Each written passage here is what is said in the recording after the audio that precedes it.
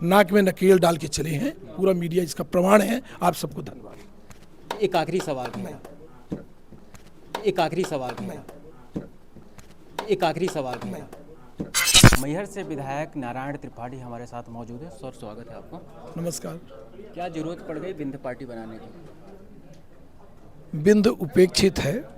बिंद के साथ छल कपट धोखा किया गया। छल कपट धोखा करके षड्यंत्र करके विलय कर दिया गया।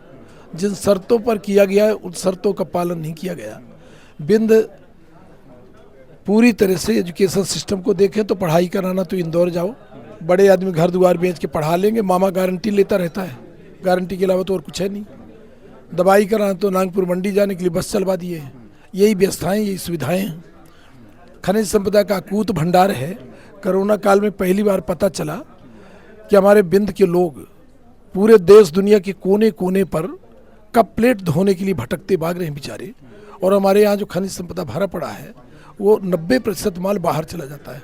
उसका यदि प्रोसेस सिस्टम प्रोडक्शन यहाँ होने लगे तो बिंद का कोई एक भी लड़का बेरोजगार नहीं होगा। हर लड़के को रोजगार मिलेगा और हर मजदूर को काम मिलेगा। सिंगरौली हम जाते हैं तो सिंगरौली में मेरे ख्याल से 5-7 लाख लोग नौकरी करते होंगे, पर सब बाहर के लोग हैं। कोई लोकल आदमी को काम तक नहीं मिला। तो इन उपेक्षाओं को देख के ये लगा कि हमें लड़ना पड़ेगा बिंद के पुनर्निर्माण के लिए, और बिना मंच के लड़ाई नहीं लड़ी जा सकती। तो मंच सिर्फ यही होता है कि हम तो चौथा स्तंभ में तो मीडिया में जाएं, मीडिया से जब कुछ ना हो तो अपना मंच बनाएं, और मंच बनाकर अपने बिंद के लोगों के बीच में जाएं कि बाल बच्चों का बेहतर भविष्य बनाना है। तो ये जो चाल चरित्र चेहरा छल कपट धोखा की राजनीति करते हैं, राम के नाम पर अंतर्राष्ट्रीय राजनीति करते हैं। जो राम हमारे चित्रकूट बिंद धरा पर आए तब भगवान मर्यादा पुरुषोत्तम राम बने। वो चित्रकूट वीरान है, माई शारदा धाम वीरान है। यहाँ के तमाम जो हम महत्वपूर्ण स्थान हैं, हमारे पास टूरिज्म प्लेस है, टूरिस्ट प्लेस है, धार्मिक प्लेस है, ये सब उपेक्षित हैं। तो ऐसी स्थिति में ज़रूरत है कि बिंद के लोग जागरूक हो जाएं, समझदार हो जाएं और अपने बाल बच्चों के बेहतर भविष्य के लिए बिंद का पुनर्निर्माण कराएं। इसलिए इस थर्ड मोर्चा के रूप में बिंद जनता पार्टी का जो गठन किया गया वो राजनीतिक दल नहीं है, ये भावनात्मक दल है। हमारे अपने हक अधिकार को पाने का दल है। हम अपने बाल बच्चों के बेहतर भविष्य बनाने को लेकर ये दल का निर्माण किया गया है। तो अब इस दल के माध्यम से लड़ाई लड़ेंगे। इस तो शुरुआत है, ये तो अभी 600 काल में बच्चा पैदा हुआ है। बहुत जल्द इसको हम 17 नवंबर के बाद भी इसको आगे ले जाएंगे। बहुत ज़्यादा रोका गया, संभाला गया, बड़ी गेम हुआ, पर अब इस मंच के माध्यम से लड़ाई लड़ेंगे। आप क्या मानते हैं, बिंद उपेक्षित है? कहीं ना कहीं बिंद के साथ सौतेला व्यवहार है? बिंद पूरी तरह उपेक्षित और स्वाभाविक भी है, ये समझने की भी जरूरत है। हमारे बिंद धरा के जो नेता हैं वो बेचारे बड़े सीधे साधे हैं, गौ माता जैसे हैं। ये कभी बोल नहीं सकते, कह नहीं सकते। नेताओं के अपने अपने धंधा व्यापार हैं, धंधा व्यापार का डर है, भय है। इसलिए बिंद के बारे में कभी सोच भी नहीं सकते कि लोगों को पीड़ा क्या है, तकलीफ क्या है। बिजली नहीं है, किसान को खाद नहीं मिल रहा, ट्रांसफार्मर नहीं मिल रहा। हमारे यहाँ की सड़कें, बड़ी बड़ी सड़कें, सीधी से सिंगरौली रोड 150 नेता भूमि पूजन कर गए, पर आज भी नहीं बनी। कोई बोल नहीं सकता। दल की चिंता, टिकट की चिंता, दल नाराज हो जाएगा, टिकट नहीं मिलेगी, टिकट नहीं मिलेगी, नेता नहीं बनेंगे, नेता नहीं बनेंगे, धंधा व्यापार नहीं चलेंगे। ये धंधा व्यापार होंगे तो वो बर्बाद किए जाएंगे। तो इन स्थितियों में कोई बोलने वाला है नहीं, कोई कहने वाला है नहीं। बिंद पूरी तरह उपेक्षित इसलिए है कि जब कोई बोलेगा नहीं तो कोई बिना बोले तो कुछ होना नहीं है। बिंद की कहावत है कि यदि लड़का न रोवे तो मातारी दूध न पिलाई। तो भाई नेता तो उस तरफ के बन रहे हैं, वहाँ से बने हुए होशंगाबाद से शिवराज जी 20 साल से, तो अपने क्षेत्र को ध्यान देंगे, अपने क्षेत्र पे जो बनता है कर रहे हैं। पर अपने क्षेत्र में भी मामा बनने के अलावा आज तक कोई ऐसा काम नहीं कर पाए जिसको याद किया जाए। तो ये पूरा मध्य प्रदेश उनके राजनीति के, भाजपा की राजनीति की चपेट में आ चुका है। उससे हर हाल में मुक्ति पाना चाहिए। प्रदेश को भी ज़्यादा से ज़्यादा 2 बार से ज़्यादा समय नहीं देना चाहिए। अमेरिका में कानून में है कि 2 बार से ज़्यादा राष्ट्रपति नहीं बनाया जा सकता। तो इनको भी 4 बार हो गए। बहुत पहले इनको हटा देना चाहिए था, बदल देना चाहिए। दूसरा दल आएगा फिर बेहतर करेगा। हमारा जो मामला है, हमारा मामला बिंद का पुनर्निर्माण करके अपने बिंद में राम राज्य की स्थापना करना है, यह हमारा उद्देश्य है। आप पर आरोप लगता है कि आप लगातार पार्टियां बदलते रहते हैं, मतलब 4 से 5 पार्टियां आपने बदल दी। तो मैं किसी दल का बंधुआ मजदूर नहीं हूँ।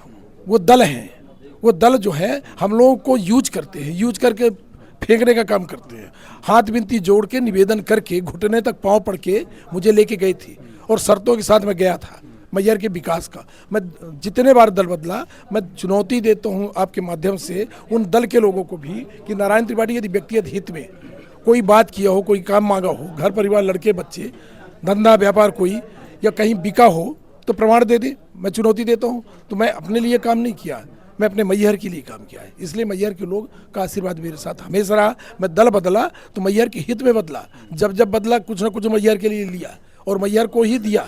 हम अपने लिए राजनीति नहीं की, ना हमारा कोई स्वार्थ है, ना लोभ है, ना लालच है। तो दल बदलने में मुझे कोई परहेज, इसलिए कि मैं किसी का बंधुआ मजदूर नहीं बन सकता, मैं किसी की हाँ में हाँ नहीं मिला सकता, मैं किसी गुलामी नहीं स्वीकार कर सकता। मैं अपने सिद्धांतों से चलता हूँ। हमारा पहले मान सम्मान स्वाभिमान है, इसके बाद राजनीति है। राजनीति बता दिया, फिर मेरा कोई लाभ का धंधा नहीं है।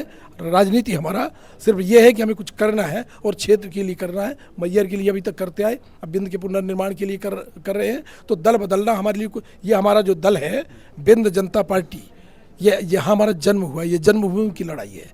तो अब इस बिंद धारा के लिए बिंद जनता पार्टी में का गठन करके इसी में समाहित होंगे, इसी में अपना समर्पण करेंगे और इसी के माध्यम से बिंद का पुनर्निर्माण कराएंगे। आपके क्षेत्र में विकास की गति क्या है? आप लगातार वहाँ मेरे क्षेत्र में जाके देख लो आप, मैं अन्य क्षेत्रों की तुलना कर रहा हूँ। मेरे क्षेत्र में, ग्रामीण क्षेत्र में 3-3 कॉलेज हैं।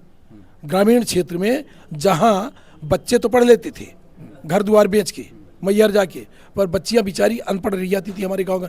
मेरे घर के लड़के बच्चे, मेरी बेटियाँ लटे गाँव में रह गई हैं। हम नहीं पढ़ा पाए इसलिए कि बच्चियों को हम अकेले कैसे बाहर जाने देंगे। मेरी बड़ी बेटी IAS बनना चाहती थी, इलाहाबाद में जाके पढ़ना चाहती थी। मेरे पिताजी बोल दिए कि बाहर कहाँ जाएगी अकेले। तो हमने बच्चियों के लिए ग्रामीण क्षेत्र में 3-3 कॉलेज खुलवाए और कॉलेज किसी कृपा से नहीं खुलवाए, अपनी शहादत देने का। विधायक पद की बलि दिया, कोई पंची सरपंची नहीं छोड़ता। विधायक पद की बलि जब दिया तो प्लानिंग के साथ किया कि मुख्यमंत्री को ले जाऊंगा गांव तक और काम कराऊंगा। हमारे यहाँ कॉलेज जाके देख लीजिए, कॉलेज की बिल्डिंग जाके देख लीजिए।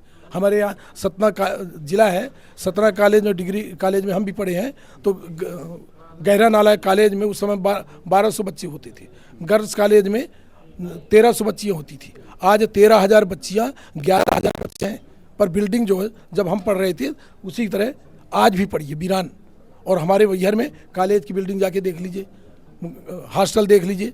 ग्रामीण क्षेत्र में 3-3 कॉलेज, हमारे यहाँ के हॉस्पिटल देख लीजिए।